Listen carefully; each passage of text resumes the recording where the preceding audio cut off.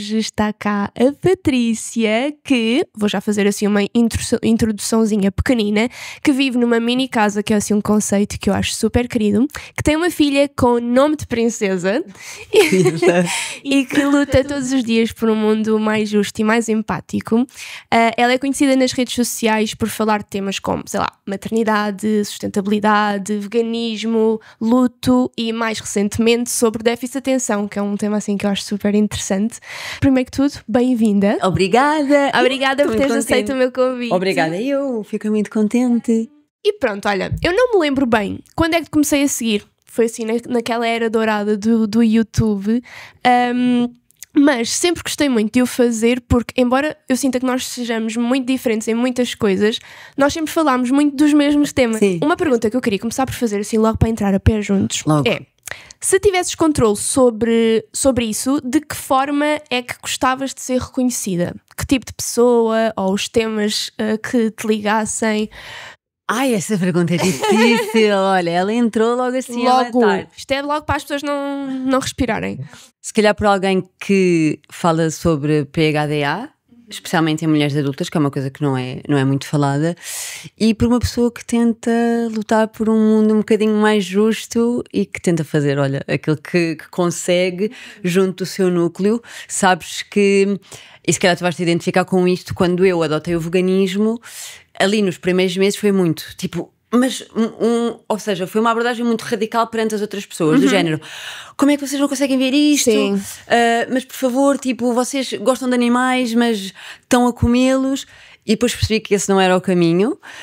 Eu acho que é transversal a toda a gente que falou sobre esse tema, aquela época da revolta, do género, vocês têm que ver as cenas super gráficas, e depois percebi que esse não era o caminho. E então tento, imagina, estou muito na minha, se as pessoas tiverem curiosidade eu respondo e pergunto, mas sem impingir nada a ninguém. Acho que é isso que eu tento fazer transversal. Sim, aquela transição de mostrar pelo choque e mostrar mais pelo exemplo, ou seja, de como esses ideais se transcrevem na nossa vida, no nosso dia-a-dia, que acho que é uma forma bem mais gentil de fazer. Ok, boa. E eu acho que tudo isso que disseste, eu acho que já estás a conseguir, pelo menos é assim que eu te vejo nas redes sociais.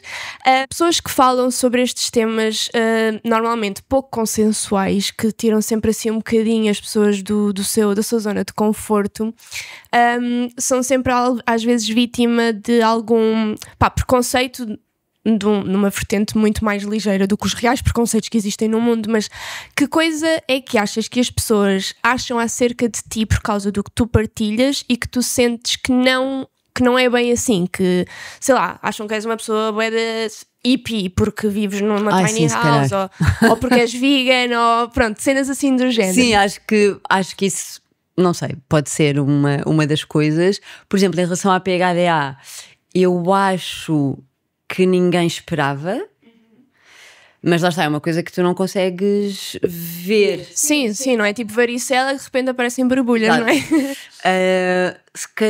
Se calhar pensam que eu sou muito calma. Ok. Que é uma coisa... Mas pareces calma. Imagina, sou, mas... E isto está um bocado relacionado com a PHDA, eu tenho muita dificuldade em regular-me emocionalmente. Okay. Pronto, e é uma coisa... com crianças é complicado. Muito difícil, muito difícil. Então eu acho que as pessoas têm esse... E se calhar, como é que eu tenho de explicar? De forma não... Está-me a faltar a palavra. De forma não consciente, eu passo isto para lá para fora, que sou uma pessoa muito calma, e não é bem verdade. Tem que respirar muitas vezes fundo. Boa. Sim, imagina, com filhos, eu acho que até a pessoa mais calma do mundo precisa, é o que eu digo às vezes, tem que respirar 3 vezes para não atirar pela janela. Então eu nem sequer consigo conceber a ideia de ter essa, não sei como é que isso se chama, não é só um transtorno. A PHDA é a perturbação de hiperatividade e déficit de atenção. Ok, boa. Sim, porque é um tema, eu tenho muita curiosidade sobre esse tema, porque eu tenho uma pessoa muito próxima, que eu tenho quase... Imagina, estou tipo a fazer diagnóstico de TikTok, estás a ver?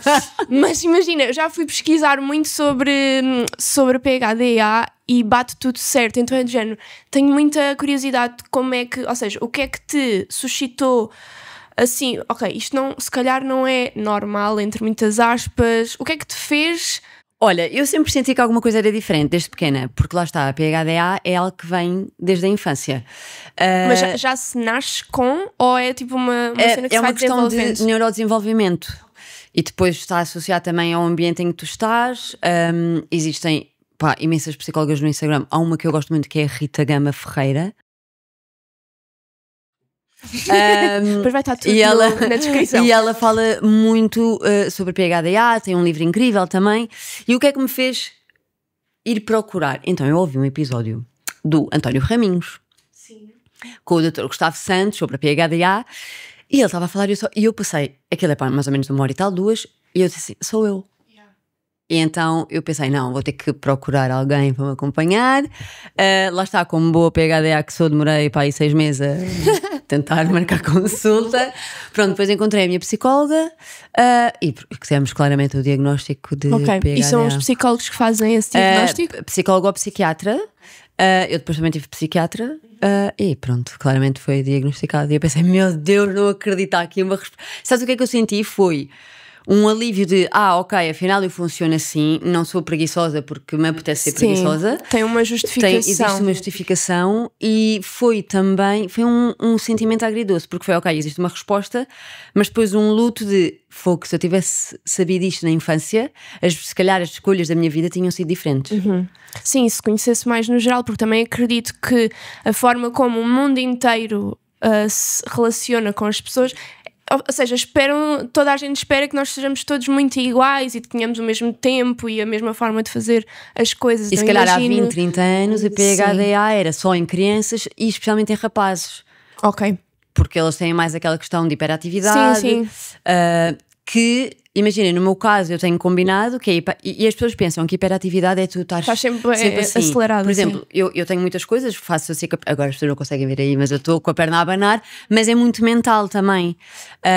E nós mulheres temos muita capacidade de mascarar. E então eu fui mascarando ao longo da minha vida toda.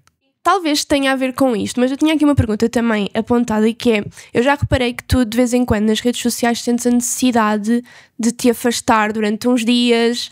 Sim. O que é que te leva? Porque imagina, muitas vezes eu me sinto overwhelmed com tudo, com as notícias, com as polémicas, com os comentários, tudo muito rápido, muito conteúdo, mas nunca senti a necessidade de, vou desligar o Instagram e não entrar durante uma semana, durante 3 dias. O que é que te levou das vezes em que fizeste isso? Qual foi a razão? Olha, a primeira vez que eu fiz foi nós estamos em 2025, não sei se não foi em 2023, final de 23, ou deve ter sido, que eu fiquei 1 mês off. Ok, muito tempo. Porque me estava a comparar a muitas pessoas. Sim, falas muito disso, da e comparação. A comparação é muito ingrata, porque tu começas a pensar, fogo, se calhar não sou suficiente, ou que eu acrescento. Porque imagina, nós já vimos de uma época do digital, não de agora. E eu sinto que as coisas antes eram muito orgânicas, tu partilhavas e tipo, aquela pessoa está a fazer aquilo, fixe, deixa a fazer.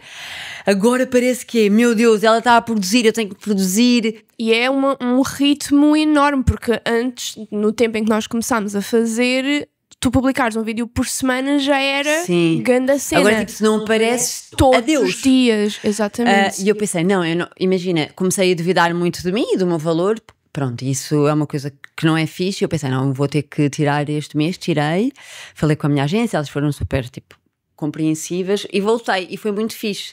Da segunda vez que eu parei foi muito porque o meu pai ficou doente, e foi a vez que eu fiquei mais tempo. Eu tive pai 3 meses sem publicar nada, porque eu não consigo, imagina, estar no lodo e fingir. E ir para o Instagram, olá, como estão? Não consigo, sabes? Sim. E pronto, foi uma altura muito difícil da nossa vida, que não sabíamos se o meu pai ia sobreviver, se não ia.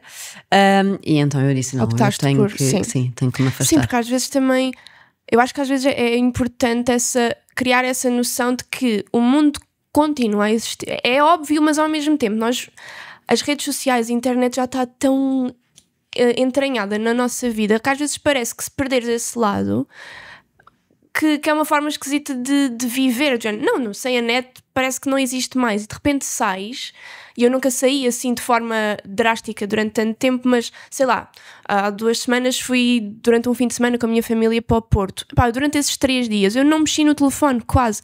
E foi bué aquela constatação que parece parva, mas tipo, a vida. Olha a vida. Olha o mundo, olha a vida, tipo, não preciso estar sempre a ver o que é que os outros estão, não sinto FOMO porque estou, lá está, a viver.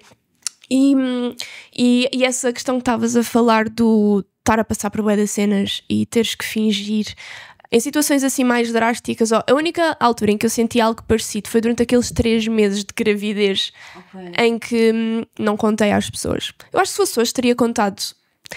Sabes que quando, provavelmente viste, mas há uns anos, quando a Inês Aires Pereira teve assim uma situação complicada em que quase, eu acho que ela não chegou a perder o bebê, sim, acho que não chegou a perder o bebê, mas teve assim um susto muito grande, e falou logo nessa altura que ainda estava durante aqueles 3 meses em que normalmente as mulheres optam por não contar, e eu lembro-me dela ter falado muito sobre essa questão de, ou seja, muita coisa pode correr mal em qualquer altura da gravidez, e eu acho que esse hábito, tradição ou o que seja, que se criou durante esses 3 primeiros meses, tem que ser tudo um segredo.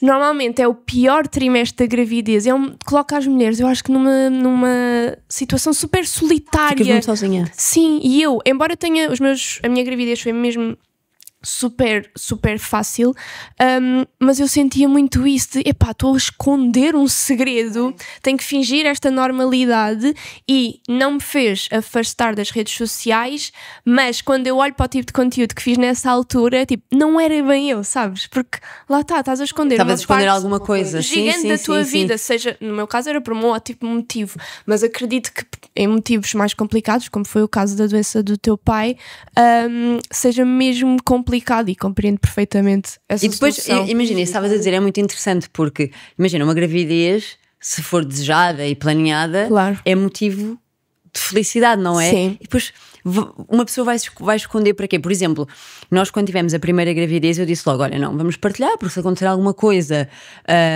temos as pessoas à nossa volta que sabem. Aconteceu, nós tivemos uma perda estacional, mas depois quando engravidei novamente disse, não, vou partilhar na mesma, e partilhámos logo com os nossos amigos e a nossa família, porque sei lá, fazia-me sentido ter as pessoas que nos deram esse colo. Sim, eu acho que faz super sentido. Eu também com o Duarte não contei, ou seja, publicamente, foi só depois dos 3 meses, mas ainda para mais, e contigo foi, com a Serena pelo menos foi igual, foi em plena pandemia. Então, eu sinto que, isto já é um tema de terapia mesmo, porque eu tive muita dificuldade com o pós-parto, ou seja, Pois, eu lembro-me de tu partilhares. Eu grávida estava todos os anos, se isso não implicasse ter filhos todos os anos. Eu amei estar grávida, eu também, amei. Boa. Mas eu achava como era assim o sonho da minha vida, e já vamos falar um bocadinho sobre isto, porque eu sei que no teu caso foi diferente até certo ponto. Era assim, a única certeza que eu tinha na minha vida era, eu tenho que ser mãe. Era a única coisa que me podiam dizer, que se eu não pudesse, me destruiria para sempre. E de repente engravido em pleno Covid, plena pandemia. Eu engravidei literalmente no primeiro confinamento. Vejo o teste positivo e sinto tudo diferente daquilo que achava que ia sentir. Ou seja, claro que houve a felicidade e houve o entusiasmo, mas mais que isso tudo foi o medo, assim um medo. Eu acho que não só porque de repente era verdade, não é? Aquela idealização toda. Meu Deus, agora vou ter uma criança. Agora é mesmo. Mais com a camada do Covid por cima, que era como é que vai ser, super no início. Então eu lembro-me que só descansei quando contei à minha mãe, principalmente. Mas tipo, família mais próxima, amigas mais próximas, e contei à minha mãe porque era do género. Eu preciso que alguém me ampare. Nem pensei bem no caso de correr mal, mas do género, eu preciso só que alguém saiba, para além do Ricardo, sabes? Sim. Porque depois ainda por cima estávamos super presos em casa, nem sequer conseguia estar com amigas e falar sobre isso. Então é do género, ter alguém que saiba. Eu não sei se tu és assim também, mas eu sou muito eu conto tudo a toda a gente. Eu também. Aliás, às vezes vou para casa e penso, meu Deus, se calhar contei demais. Posto, ou seja, relacionado com esta questão de perceberes quando é que está na altura de parar e te afastares neste caso das redes sociais, mas no geral, quando é que foi a última vez que disseste assim um não que até te possa ter custado, mas que te deixou orgulhosa, de género? Aí eu não sei. Não te lembras? Sabes que foi uma coisa que eu trabalhei muito em terapia antes de estar agora a fazer porque eu comecei terapia em 2019, acho eu. Porque sabia antes de querer ser mãe, não, 2018, antes de querer ser mãe eu queria muito tratar tudo o que estava para trás, e uma das coisas era isso, colocar limites, que para mim sempre foi muito difícil dizer que não. Por isso é uma das coisas que eu faço com a Serena, é: não, filha, tu podes dizer que não, porque eu não quero que ela seja como eu, um bocado de people pleaser. Sim. E que esteja sempre a dizer que sim a tudo, mesmo quando não quero. Não me lembro quando é que foi a última vez que eu disse que não. Se calhar acho que nem foi necessário dizer que não. Ok. Mas não me lembro. Ok, tranquilo. Mas pronto, olha, tocaste nesse assunto da terapia de antes de ser mãe, e eu lembro-me perfeitamente nessa altura, eu acho que ainda foi num vídeo no YouTube, de te terem perguntado sobre a questão do desejo de querer ser mãe ou não, porque imaginem, é uma cena que toda a gente que está numa relação minimamente longa chega a uma altura, idade e relação, em que as pessoas começam a metralhar quase diariamente. Estão em filhos. E eu lembro-me de tu, a certa altura, dizeres que não sentias esse desejo, aquela ideia de, olha, não sei no futuro, mas para já não vejo nada disso a acontecer. Sim. E que foi assim uma surpresa quando de repente, eu não me lembro se soube da tua mudança de opinião, porque tu disseste que estavas a sentir essa vontade, ou se foi já depois quando engravidaste? Acho que não, acho que eu fui partilhando. Já foste partilhando, ok. Parte de pré-conceição e assim. Olha, então, eu não queria ser mãe. Acho que, agora olhando para trás, consigo perceber porque eu perdi a minha mãe com 18 anos, portanto acho que isso teve muito impacto. E eu já estou com o Fábio há 17 anos. Há muito tempo. Estão quase na maioridade. Há muito tempo. Olha, é verdade. Quando fizermos 18 anos podemos ir celebrar. Podem beber. E lembro-me que numa altura eu disse: olha, eu acho que não quero ser mãe. Como é que estás tu? Porque eu acho que é importante numa relação estável e que uma pessoa tem planos de ficar com aquela pessoa, que existe essa conversa, não é? Claro. Porque sei lá, imagina que ele queria ter filhos e eu não queria o queria prender e que ele fosse viver o seu sonho, não é? Sim, é que tanto quem quer ter, abdicar de ter, tanto quem não quer ter. Exato. Pá, eu penso sempre isso, tipo, eu que passo tão mal, eu sofro muito com a maternidade, eu acho que ou seja, eu quero fazer as coisas tão bem que estou sempre ali em modo, sabes quando os computadores estão tipo, eu sinto isso, mas eu às vezes penso, fogo, eu quero tanto isto e sempre quis tanto isto e é tão difícil para mim, como é que será para alguém que não quer ter, que não quer, que não quis, que aconteceu, ou porque se deu à pressão, como é que será lidar com tudo isso? E então eu perguntei-lhe, pronto, disse tudo ok, continuamos a nossa vida. Já não sei quando é que foi, eu acho que foi pá, em 2017, porque nós estivemos em Londres de 2012 a 2017. Pois tu viveste ali em Londres, é verdade, é verdade. E olha, algo despertou aqui. Agora, shanty. Algo despertou e eu disse ao Fábio: olha, se calhar gostava de ser mãe. Pronto, mas sabia que antes de ser mãe eu queria cuidar de toda a parte que estava para trás. E foi assim que comecei a fazer terapia, depois tive uma doula. E foi assim que depois surgiu a Serena. Boa. E eu acho super interessante essa questão e super, imagina, super maduro e consciente da tua parte. Não, pera, antes de ser mãe, deixa-me lá arrumar aqui as gavetinhas todas. O que é que sentias que te impedia de passar essa fase da tua vida antes de Olha, não ter feito o luto da minha mãe. Eu pensava que ele estava feito, mas não estava. E percebi isso depois com a psicóloga. Portanto, eu digo que demorei 11 anos a fazer o luto da minha mãe. E eu não queria ir para uma gravidez e depois para um pós-parto, que nós já sabemos que inevitavelmente vai ser uma coisa nova, tudo. Não é? E remexe tudo. E eu não queria trazer uma nova vida e ter que estar a fazer o luto enquanto estava nesse processo. Portanto, fiz isso e foi das melhores coisas que fiz. E também a questão de saber colocar limites perante os outros e tudo mais. Sim, porque é impressionante como é que tudo na nossa vida é tipo, é como se fosse um emaranhado de esparguete que tu achas tipo, não, esta é a gavetinha do luto, esta é a gavetinha da maternidade, mas quando dás por ti está tudo. Puxas de um lado e estica do outro. E ok, e continuando aqui por esta vertente do luto, que é também uma coisa que temos em comum. É diferente, mas tem semelhanças, porque ambas perdemos assim figuras femininas muito, muito centrais na nossa vida. Se bem que quando a relação com a mãe é próxima, eu acho que tipo, perder uma mãe é perder uma mãe. Eu perdi a minha avó, mas ambas foram por... Eu acho que, imagina, acho que não dá para comparar tipo a importância, porque imagina, sim, depende muito. Depende muito. Há mães avó, que, enfim. Sim, e há avós que são mães. Sim, que foi o caso. Ou seja, não digo que a minha avó foi mãe, digo que foi pai, porque como não tive o meu pai, a minha avó preencheu esse buraquinho. E é engraçado, não é a palavra certa, mas pronto, curioso, porque ambas foram vítimas de doença prolongada. No teu caso foi cancro, não foi? No caso da minha avó foi Alzheimer precoce, com 50 e poucos anos. E a mim aconteceu-me uma coisa que eu gostava de perguntar se te aconteceu também, ou se pensas nisso, que é, por ter perdido a minha avó para esta doença, no caso o Alzheimer, eu passei a ter um medo, gigantesco de que ou eu ou alguém de quem eu gosto tenha essa situação. Foi algo que acontece, algo que te povoou à mente tipo diariamente? Ou... Ai sim, imagina, eu sinto uma pontada na mama e tipo, já tenho cancro. Mas é que é logo.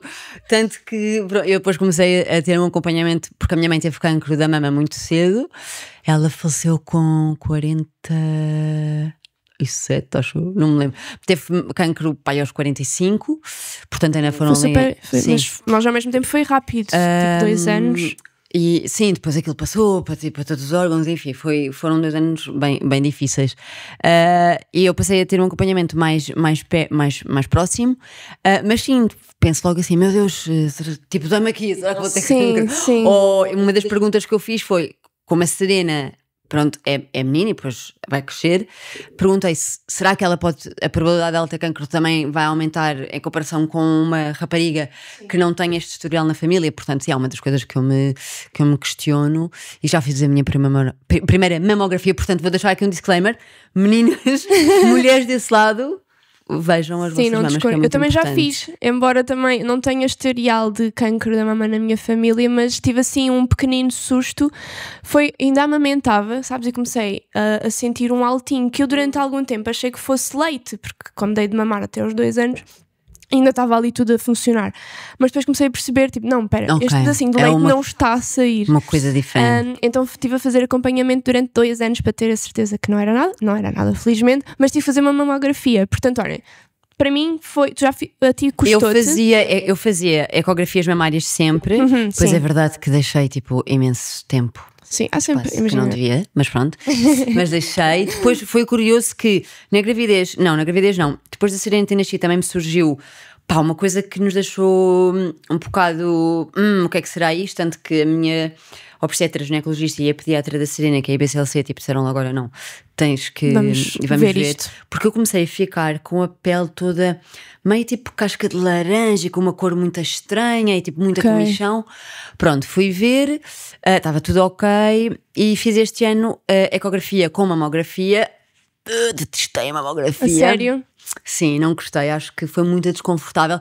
Eu acho que também pode estar relacionado com o tamanho da mama. Sim, pois, porque eu ia dizer isso, que no meu caso não me custou nada. Pois, eu acho que mamas mais pequenas deve custar mais. Imagina, tipo, a senhora estava a puxar e ela assim, não tenho que pôr, eu assim a pensar, não há mais nada para pôr, amiga.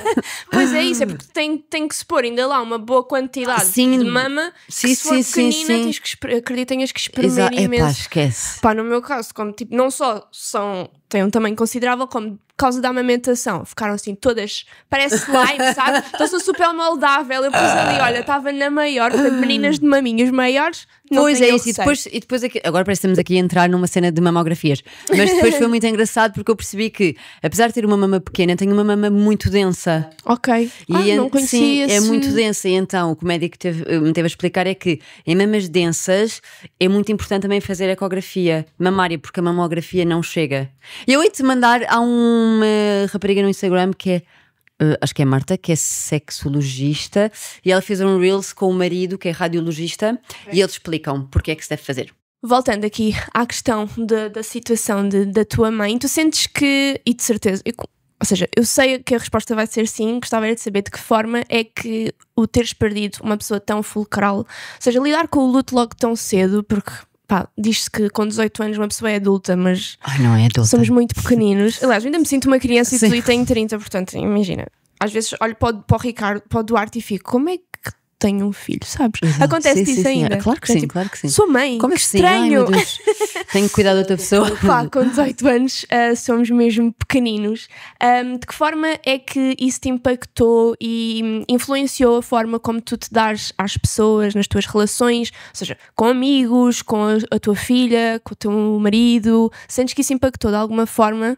Ou te trouxe mais medos? Olha, eu acho que me trouxe esse medo de alguém próximo poder vir a ter cancro. Acho que eu ter feito o luto dela foi muito bom, e ter feito efetivamente o luto, eu saber que está feito, porque sei lá, se tiver que passar por outro, olha, como perdi a primeira gravidez, foi bom, tive essas bases. O ter perdido a minha mãe cedo, acho que me fez se calhar dar mais valor às pessoas que estão ao pé de mim. Eu sei que não liga, amigos que estão aí desse lado, eu sei que demora muito tempo a responder a toda a gente. E há isto é muito comum à PHDA, que é a questão da. E depois é muito interessante como isto está tudo interligado, sabes? Sim. A questão do objeto de permanência, tipo, para mim não existe. Imagina, eu já te vou explicar porque é que isto está relacionado com o luto. Esta caneca está aqui. Eu posso passar por esta caneca, sei lá, 20 vezes, à 21ª eu vou precisar, uau, está aqui a caneca, tenho que atirar. E isto extrapola também para as amizades e para as outras pessoas. Se elas não tiverem, tipo, não estão. Ok. Eu não me lembro. É o que acontece também com a minha mãe. Eu tenho que me lembrar para fazer esse processo, e é uma coisa. Eu sei que já estou a divagar um bocado, desculpem. Não, os podcasts são para divagar. E eu sei que isso, pronto, agora faz parte. Eu tento muito dar valor às pessoas que estão à minha volta, e sei lá, ao Fábio, aos meus sogros, aos meus amigos, à Serena, e a minha mãe trouxe-me isso. Trouxe-me. Eu não sei se esta pergunta fez sentido, esta resposta. Fez, mas pronto, vamos só aceitar. Mas eu acho que me trouxe isso, o dar valor. Mas depois também tem esta questão da distância. Mas pronto, eu tento dar valor às pessoas que estão à minha volta. Boa. E de que forma é que, ou em que coisas, ou em que situações é que sentes que mantens a tua mãe viva, do género? Por exemplo, olha, a cozinhar. Boa. Eu gosto muito de cozinhar. Ela gostava ou era uma coisa que faziam juntas? Ela adorava. Não, eu não fazia com ela, tanto que ela me dizia assim, não, vamos aprender a cozinhar. Eu, não preciso, tenho tempo. Depois a vida toma, agora tens que aprender. Mas gosto muito de cozinhar, a Serena também gosta, portanto eu sinto que... aqueles vídeos que tu às vezes publicas vocês a cozinharem Pois eu agora entretanto deixei de publicar a cara dela. Deixei de partilhar, mas sim, tinha vídeos com ela em que ela cozinhava, era mesmo fofa. Ela fala de uma forma tão querida, fala muito bem. Apetece pôr assim num potinho, sabes? Sim, sabes que eu às vezes o Duarte, ele não é muito falador, às vezes tenho pena.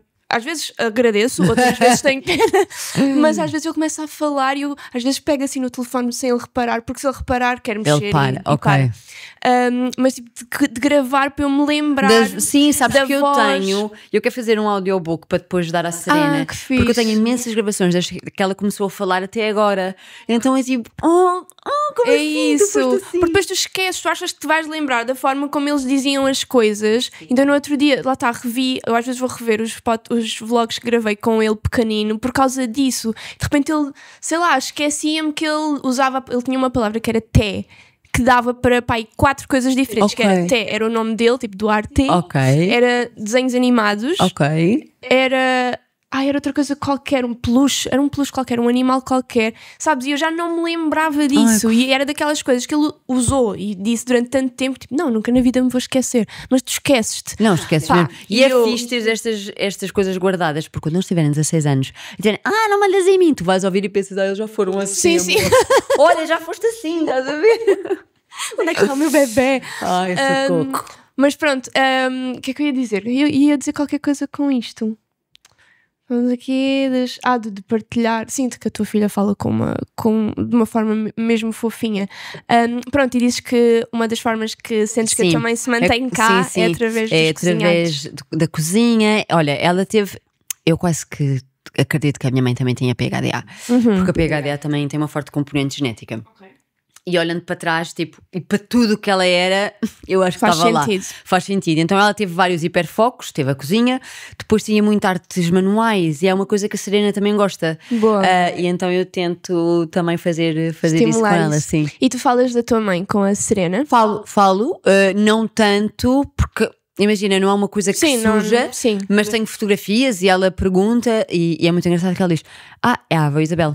E eu, sim, e depois a Serena diz: a avó Isabel já morreu porque ela estava muito doente e agora está numa estrelinha. E que nunca foi uma coisa que nós lhe dissemos. Sim, ok. Chegou lá sozinha. E ela começou, sim, porque nós adotámos uma cadela que era do meu pai, que ela estava muito doente, e depois tivemos que eutanasiar porque já não havia, assim grande coisa a fazer.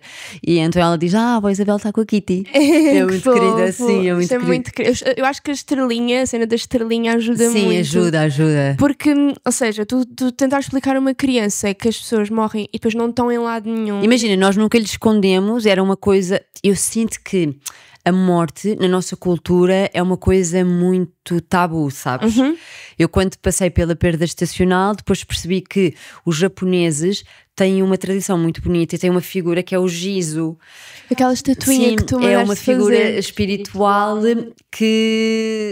que faz com que as pessoas consigam encontrar alguma paz, e que protege os bebés que nunca chegaram a nascer e os viajantes e tudo mais. Eu sinto que eles vivem a morte de uma forma tipo, olha, é outra passagem da vida, sabes? É outra etapa. Eu acho que nós é tudo muito... Sim, os latinos são muito drama e ficar para dentro. É para dentro, não falas. Por exemplo, eu lembro-me no funeral da minha mãe, eu tenho uma coisa que é, quando eu estou muito nervosa, eu rio-me. Isso, em situações destas, não é assim muito fixe, malta. Claro. E eu lembro-me, no funeral, estava-me a rir. Estava descontrolada a rir. E eu ouvia assim: pois, ela nem gosta da mãe, nem chora, como se o choro fosse, tipo, tu estás a sofrer. Claro. Tens que chorar para sofrer. E pronto, eu acho que nós lidamos com a morte de uma forma muito tabu. E eu não queria trazer isto para a Serena, portanto... Sempre que ela vê alguma coisa, por exemplo, um animal já aconteceu, eu digo-lhe: olha, ele morreu. E temos esta conversa com ela. E ela já questionou: porque é que os animais morrem? Ou porque é que as pessoas morrem? E depois houve uma parte que ela disse assim: juro-te, fiquei assim. Ela disse: então depois vocês vão morrer, eu vou ficar sozinha. E eu: não! Socorro! Sim, mas sim, é difícil de explicar. Nós tivemos uma situação semelhante, porque este ano, na turma do Duarte, aconteceu no espaço de 2 meses 2 mães morrerem. Eu acho que tu partilhaste isso, não foi? Ou não? Ai, não me lembro. Se calhar sim, é capaz de já... Sim, acho que já devo ter mencionado porque essa história não é estranha. Pronto, num caso foi... A primeira ainda foi mais chocante, foi do nada. Ok. Não sei pormenores, obviamente, claro, porque não conhecia só de vista. E depois 2 meses a seguir foi outra mãe, mas que essa também tinha cancro. E pronto, já estava toda a gente mais ou menos à espera. Não foi tão chocante, mas eu lembro-me de terem falado connosco na escola, porque as crianças de repente, claro, quando aconteceu a primeira vez, aquela conversa, o choque, tentar explicar de forma a que elas entendam, e depois quando aconteceu a segunda, as crianças começaram a ficar com aquela dúvida de: mas espera, isto é assim tão recorrente? Ok. É assim tão normal, tipo, as mães morrerem todos os meses, salvo seja. Então houve uma altura em que o Duarte estava, ou seja, notei que isso transcreveu muito para as brincadeiras dele. Tudo o que ele brincava, as personagens morriam, estavam sempre a morrer. Não sei quem morreu, não sei quem morreu. E eu percebi que aquilo era ali uma forma dele estar a processar aquilo, mas que ele depois também começou a dizer: vocês também vão morrer. E nós: sim. Ele: mas ainda falta muito tempo. Eu: sim, ainda falta muito tempo. Mas notei ali aquela inquietação do género: eu agora já sei que isto acontece aos pais e às mães, que ainda por cima nestas idades é tipo, são o mundo todo. Claro, sim. E tentar explicar, lá está, preservar essa naturalidade para depois também, quando acontecer, não ser tipo uma catástrofe, mas também não sei lá, não lhes falar de forma a que eles de repente fiquem completamente com fantasmas na cabeça. Sim. Eu lembro-me muito de uma colega que tive na universidade. Ela era uma pessoa super fixe, mas que teve uma educação muito... Como é que eu te explicar? Tipo, o pai dela, ela foi criada pelo pai, não romantizava nada. Ok. Também, imagina, era uma pessoa negra, pessoas negras, tipo, sabes, tipo, tem de fazer casca grossa, porque infelizmente o mundo é muito mais hostil para eles, e eu sabia que isso vinha daí, mas já na altura me chocava, e na altura obviamente não era mãe, a forma, as histórias que ela contava, do género, acho que a avó dela morreu, e ela, pequenina, disse, não sei que a avó está no céu, e que o pai logo, não está nada no céu, está debaixo da terra com os bichos a comerem-lhe. Ok. E eu é tipo, sabes, e isso para uma criança, e foi interessante ver a pessoa que ela se tornou, porque imagina, nós estávamos em artes, e éramos livres de tratar os temas que fossem da forma que quiséssemos, e acredito que tenha tido influência porque todos os trabalhos dela giravam a volta da morte. Okay. De uma forma super gráfica, muito gore, sangrenta. Okay. Então ela era daquelas pessoas que não via beleza no mundo, sabes? Ela era super fixe, era das minhas pessoas favoritas no curso, mas tinha esse lado super sombrio, e eu acredito que tenha muito a ver com isso. Ou seja, ela foi criada sem magia. Ou seja, ela dizia, não sei o que é o Pai Natal, e o Pai Natal? O Pai Natal sou eu. E ela, tipo, criancinha, ainda houve ali uma fase em que ela achou mesmo que o pai era o Pai Natal, sabes? E depois percebeu, não era isto que ele queria dizer. Mas por isso é que eu acho que, por exemplo, estávamos a falar da estrelinha, eu acho que é super fixe, porque não só explicamos que sim, as pessoas saem daqui e morrem, mas podes encontrá-las de alguma forma se olhares para o céu. Sim, ela às vezes diz, quer escrever uma carta. Oh, tão querida. Eu acho que depois também depende muito daquilo que tu própria acreditas, não é? Imagina, eu não sigo uma religião, nem acredito em Deus, mas sinto que isso, sei lá, é parte da espiritualidade. Sim, tu és bastante espiritual. E sinto que já fui um bocadinho mais também, entrei numa cena de hiperfoco com a parte espiritual. Mas sim, imagina, para mim eu acredito muito, e se calhar a malta está aí desse lado vai dizer, ei, a grande Shanti, mas eu acredito muito, sei lá, em vidas passadas. Ok.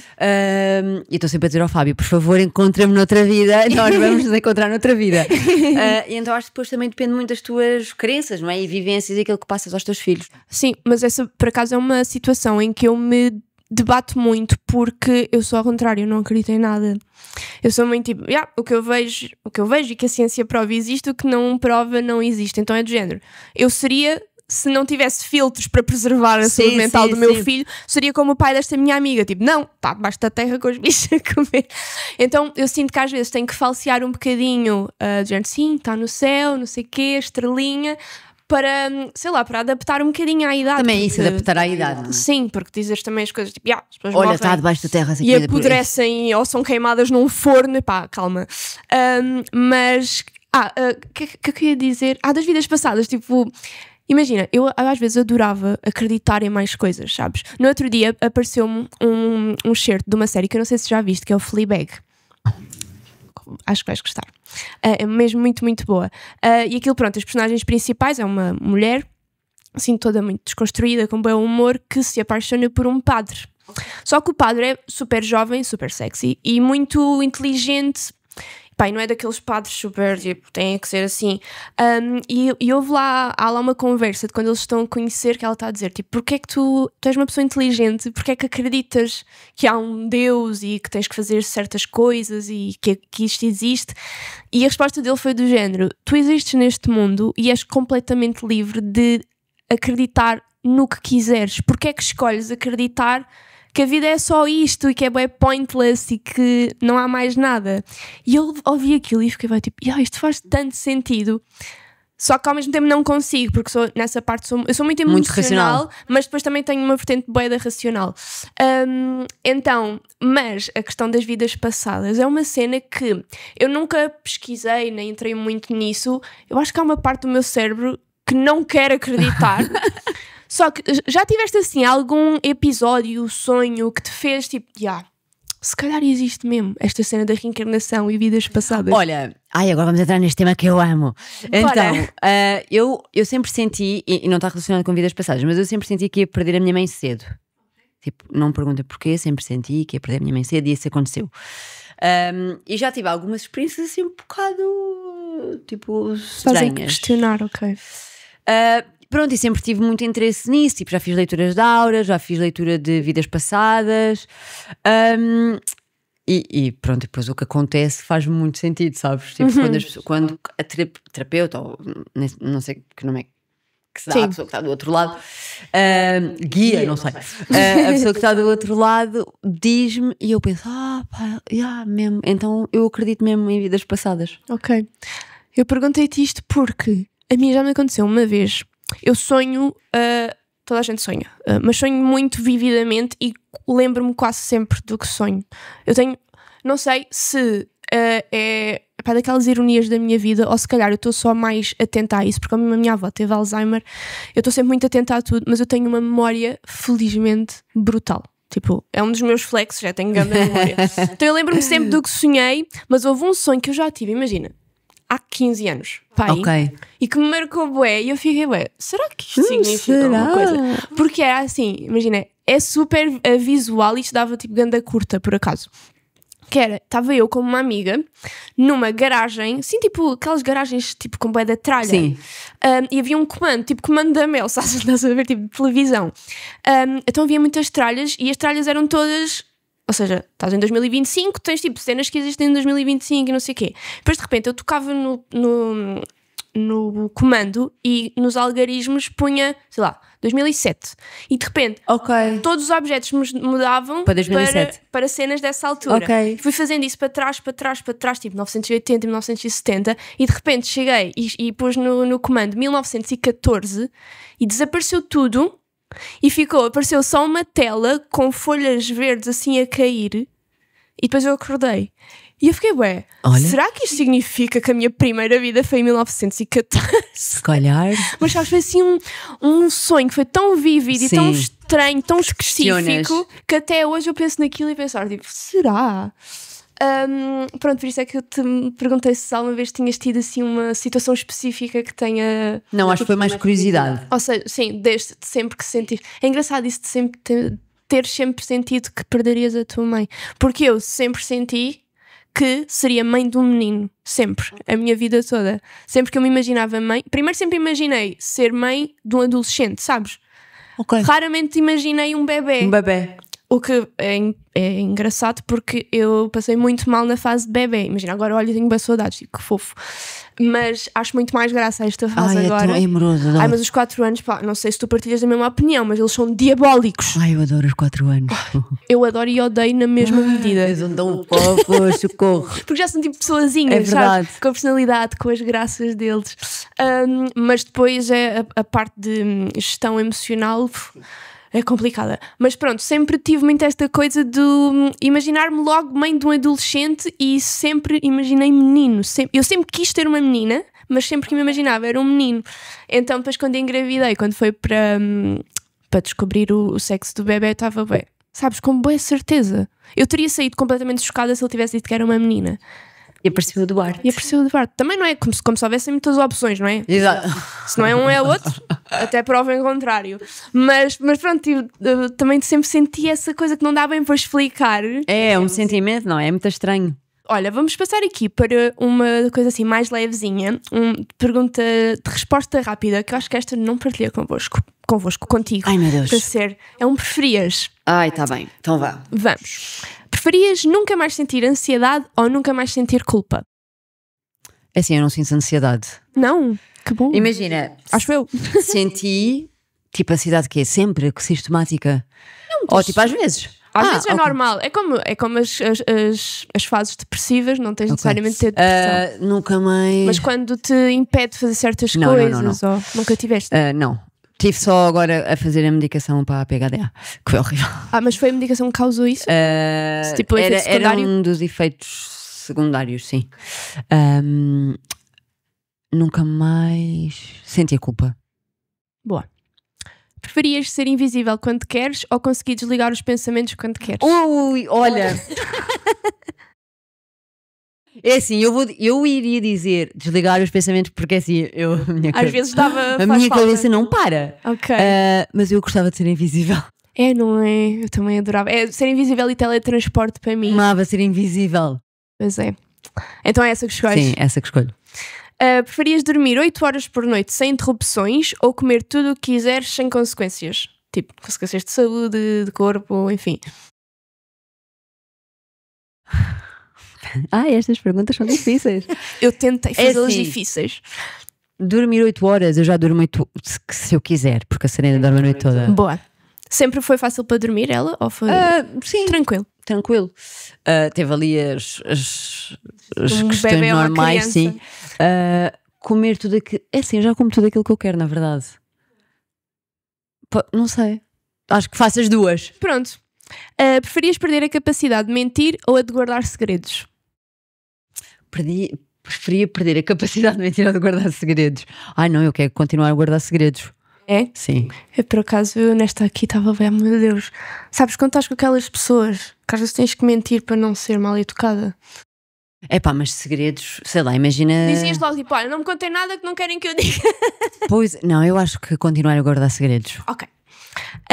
Preferias uma vida previsível e tranquila ou uma vida caótica, mas cheia de histórias boas para contar? Caótica, cheia de histórias boas para A sério? contar. Sim. E tu sentes que tens isso ou que tens Tenho a vida... um bocado dos dois. Ok.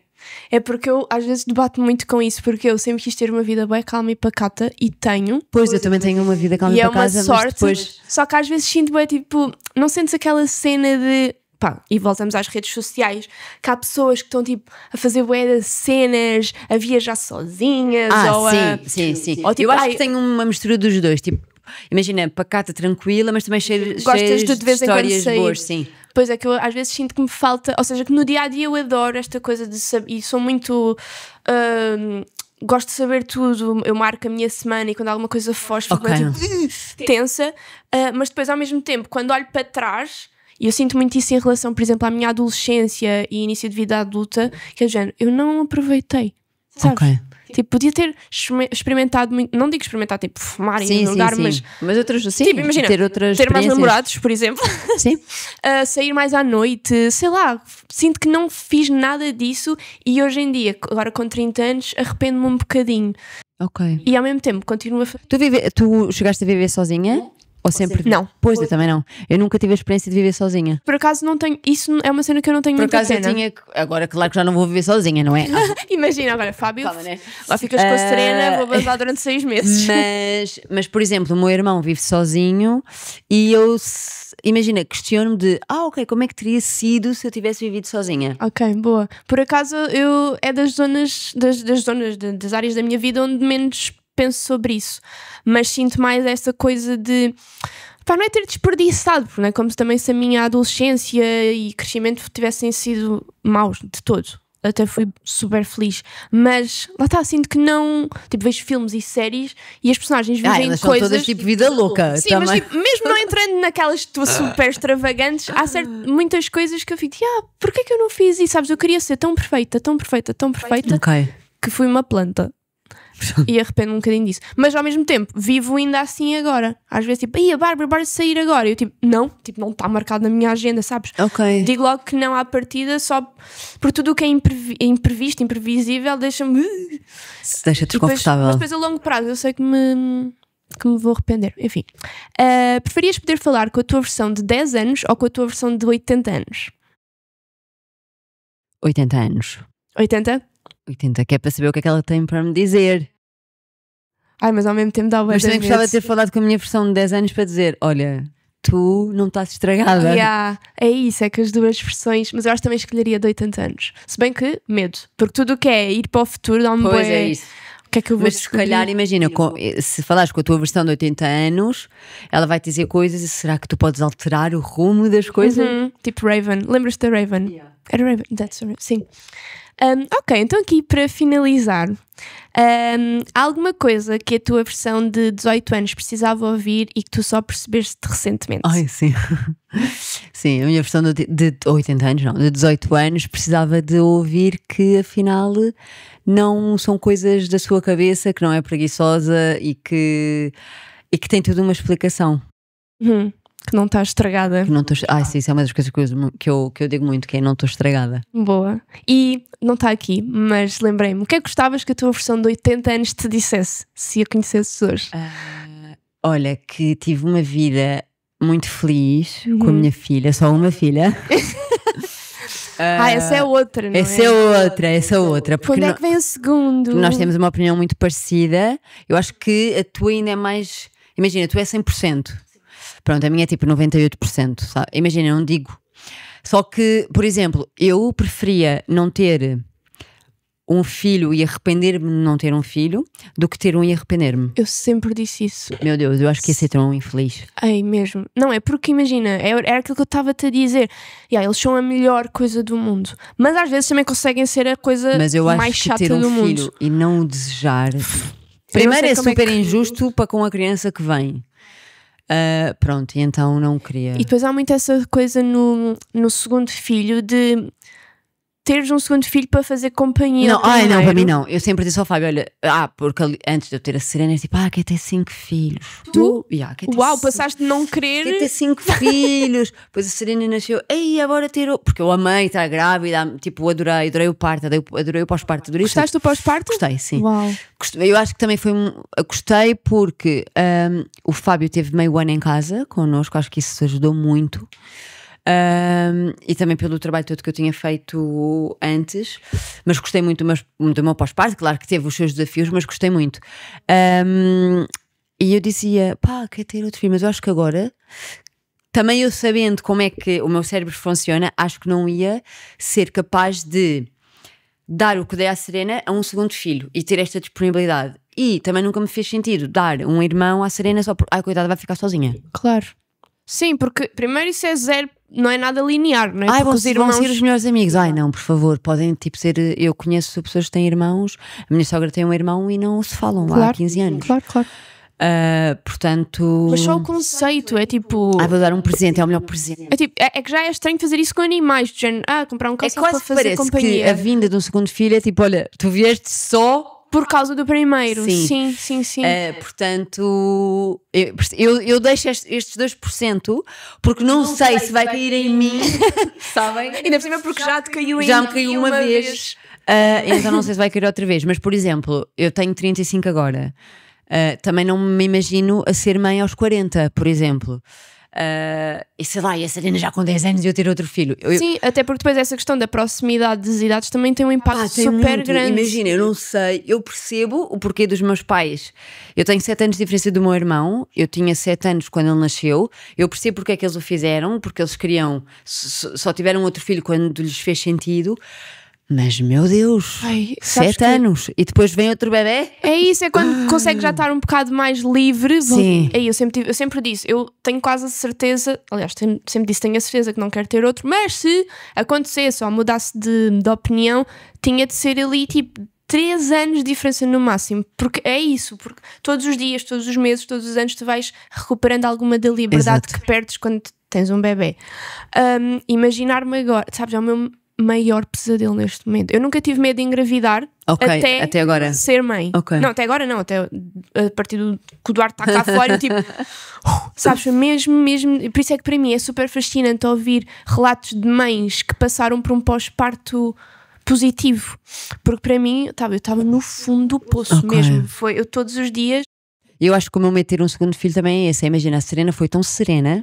Eu acho que foi uma ótima escolha de nome. Boa. Que ter outro filho também me assusta ou assustaria, porque é tipo, meu Deus, não sei o que é que vai acontecer. Vem da mesma forma, não vem, vai ser mais desafiante, não vai. Porque a própria criança é diferente, tu estás diferente. Claro, é tudo diferente, existe outra criança. Eu penso muito nisso porque eu tenho muitas saudades de estar grávida e a única coisa que me entristece. Eu adorava estar grávida sempre. Era isso que eu ia dizer, porque eu não quero ter outro filho, mas a única coisa que me entristece nisto tudo é saber que nunca mais vou estar grávida na vida. Mas depois eu penso, Bárbara, mas tu estás com uma memória de uma gravidez que nunca mais se repete. Sim. Mesmo que eu engravidasse agora e fosse desejado, tipo, não, mudei de ideias, eu ia estar grávida com outro filho cá fora. Não é a mesma coisa. Não é aquela coisa tipo, não tenho energia, eu vou ficar o dia todo no sofá. Isso já não existe. Já não acontece. Tenho tantas. Ainda no domingo estava bem. Sabes aqueles dias que não te apetece fazer nada? Sim. Só olhei para o Ricardo, tipo, Ricardo, agora tipo, se desse para meter pausa e agora ficámos o dia todo no sofá e ele, essa vida acabou. Então quando ficas doente, Já não dá para ficar doente como que antes. horror, mesmo. Sabes, eu fico sempre bué, quando ele está doente, o Duarte, fico bué, ai, a quem me dera conseguir passar para mim. Mas depois quando eu estou, Pois, eu estava sei. bué, É tipo, quem me dera, de uma forma, tipo, não me entendam mal, mas quem me dera dar para passar para ele, porque ao menos eu sei que consigo cuidar dele. Sim. E agora quando eu estou a morrer, fico bué, ele não consegue cuidar de mim e eu não consigo cuidar dele Opa, tão bem. sério? É tudo um pânico, é um Mas medo. olha, esta questão, eu acho que esta questão, agora pronto, estou-me a alongar um bocadinho, mas esta questão do pós-parto, eu acho que às vezes nós também ficamos tão sozinhas, sabes? E não temos ninguém para partilhar. E há um grupo, agora vou, porque eu gosto muito, não sei se já ouviste falar daquela página do Cordão. É incrível porque partilham várias histórias de pessoas que têm filhos, pessoas que não têm filhos, da maternidade. Sim. E há um grupo no Discord Ok. que é incrível Boa. e tipo, pá, com imensos tópicos, as pessoas partilham e ajudam-se. E acho que faz mesmo falta Sim. esta entreajuda, sabes, entre mulheres e partilharmos, tipo, quando estamos no luto, dizer, nem pá, que seja olha, só para saberes que não sim, és que não a estás única. sozinha a passar. Eu senti muito isso, porque eu fui mãe, eu engravidei muito nova, tinha 24 quando engravidei, 25 quando o Duarte nasceu. Então eu fui a primeira de toda a gente, dos meus amigos, a ser mãe. Até hoje só tenho uma amiga que foi mãe, que entretanto toda a gente começa a fazer bebés e ninguém faz. Mas, ou seja, eu estava grávida, não tinha ninguém com quem falar. Estava no pós-parto a sentir-me assim no fundo do poço e não conhecia ninguém que, ou seja, às vezes eu tentava apoiar muito na minha mãe, que era a única pessoa próxima que já tinha estado grávida, só que a minha mãe é bem tipo, ai Bárbara, primeiro já tinha sido há bué de Claro. tempo. E a minha mãe é toda bué, ai Bárbara, sei lá, não sei o quê, não, ela é zero, é o oposto de mim, tipo, não romantiza nada também, é bué pragmática, não é nada, Ok. tipo, saudosista, nem nada. Então imagina, muito pouca coisa ela me conseguiu apoiar, até porque imagina, 25 anos de diferença em termos de informação. É muita coisa. Fogo. As coisas que. Lá está, tipo, eu acho que quando nós nascemos era, por exemplo, recomendado os bebés dormirem com a barriga para baixo. Agora já é o contrário, tipo, exemplos assim pequeninos que eu acredito que se calhar se eu engravidasse agora já ia sentir uma diferença gigante em relação ao que me disseram na altura. Mas sim, essa questão de muitas vezes as pessoas estarem desamparadas ou porque não têm a vontade para falar pessoalmente ou É porque não isso, eu têm. acho que, por exemplo, no caso do Discord é fixe, porque se calhar as pessoas podem não estarem tão confortáveis a falar cara a cara, mas pronto, num aquilo é tipo fórum, não sei como é que se diz o Discord, mas Um pronto, chat. um chat, exato. Tens tipo um ecrã que consegues partilhar aquilo que estás a sentir, mas pá, podes pôr um nome, Claro. que queres, é uma fotografia. Eu acho que por acaso tens de dizer o teu nome, mas pronto, sei lá, há imensas. A Ana Margarida, Sim, por exemplo, claro, há claro. imensas. E eu acho que é fixe teres um sítio onde podes partilhar aquilo que estás a Olha, sentir. boa, não sabia que existia. Isso dá para partilhar tipo link e assim? Boa, então vou pôr na descrição eventualmente. E pronto, então a resposta A resposta, pronto, desculpem, esta resposta foi muito não, mas longa. eu adoro isso. Então a resposta à senhora de 80 anos é ela dizer-me que eu tive uma vida muito feliz, que a Serena cresceu forte e saudável e que nós continuamos na nossa casinha. É verdade, não tocámos nesse assunto da Tiny House. Tu gostavas tipo, de viver numa Tiny House para sempre? Não, para sempre não. A Tiny House é até que metros quadrados? É assim, a nossa casa é muito pequenina. A nossa casa tem 26 metros quadrados, portanto, sei lá, se calhar deve ser do tamanho da tua sala. Para aí, yeah.